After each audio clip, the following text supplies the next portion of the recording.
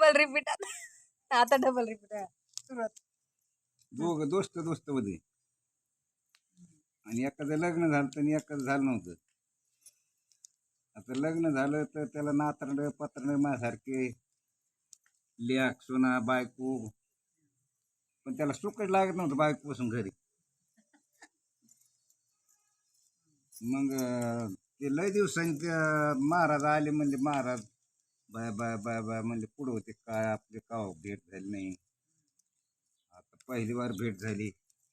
काय मला भेट होऊन महाराज तुम्ही सुखी आहेत, मला ह्या परपंच सुखच लागाना. अरे झालं काय, मला तुम्हाला वाटतंय पण बायको पण सुखच लागाना. तू कवा गेलं की उलटच बोलत.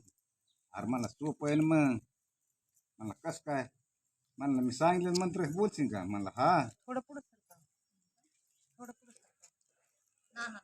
मग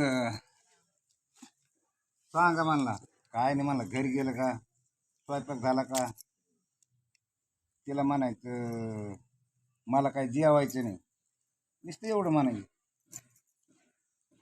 बर म्हणलं मग बर ती मोर नुसतं मला तिचं कौतुक करीत राहिलं. मग गेला घरी, घरी गेला ए उरक मला गावाला जायची, मला काय जेवा फेवत नाही. काय म्हणली, जेवल्याशी मी जाऊन देत नसते म्हणली. आयला म्हणला आला गड्या गुन्हेला आला सांगितलेले. बरं म्हणलं ताटफीट काय नको येडा का बसताना. नाही नाही म्हणली चांगलं घासून फिसून तुम्हाला जीव घालते. मला बराच गुन्हा आला गड्या गेला, फरक पडा म्हणला. आलं तिने ताटफीट, वा मला काय बायको काय तोंड दिसतंय ना असं ताट मला आणलंय म्हणला. अशी बायको पाहिजे आपल्याला म्हणला. म्हणजे बरं तिने ऐकून घेतलं हो. आणि वाडी भाकर कालून वाढ, वा बायकून काय कालून केलंय म्हणला, असं कालून पाहिजे. तिने ऐकून घेतलं, ते बी शहाणीच होती तिच्यासारखी म्हणला. बर माझ्यासारखी येऊन माझ्यासारखी जेवण फिवण झालं. ते म्हणले कस काय महाराज कालून फिरून, वा म्हणला काय कालून वाट गोळा होत. त्याला म्हणली मी माझ्या पोटात गोळा उठला होता, मी शेजारी आज आणलं 35 वर्ष लागणार झालं. मग कौतुक नाही केलं, आज शेजारीच काढून आणलं म्हणते लय. आयला मला फाटला गाड्या डावी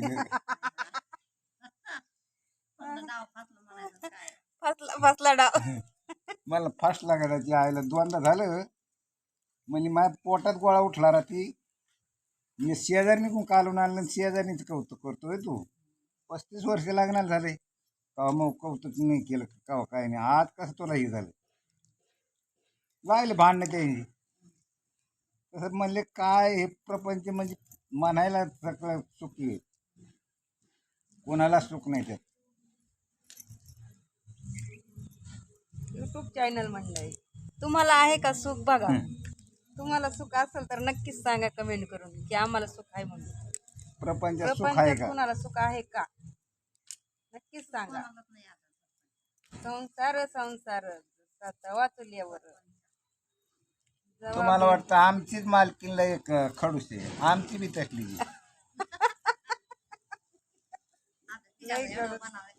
लय मालकीकडे जेवण आमची काय सांगाव तुम्हाला. लय वैताग देती बाई, लय वैताग.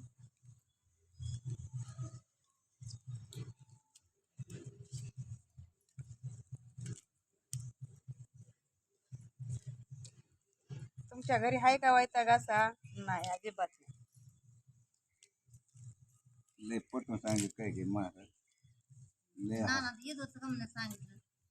ही काय जोक जोक येत सारखी. थोडा जोक सांगा 5 मिनिटाचा. येतं होय. गेली पाण्यात नको जाऊ, पाण्यात नको जाऊ, मी जाईन जाईन तर जाय सांगा. असे दोस्त दोस्त होते.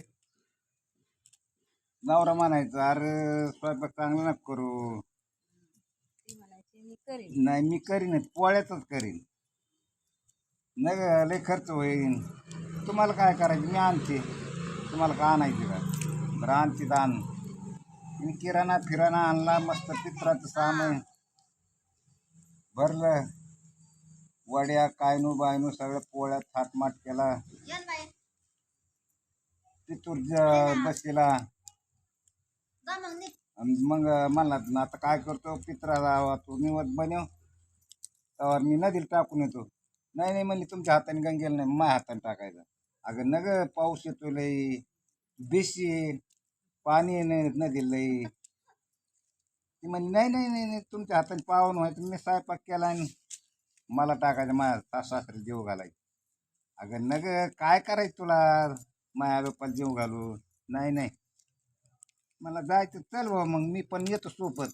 अशी कहाणी आहे बघा युट्यूब चॅनल मंडळी सर्वांना ऐका. बर ऐकली ना सर्वांनी कहाणी. बर सोबत चला.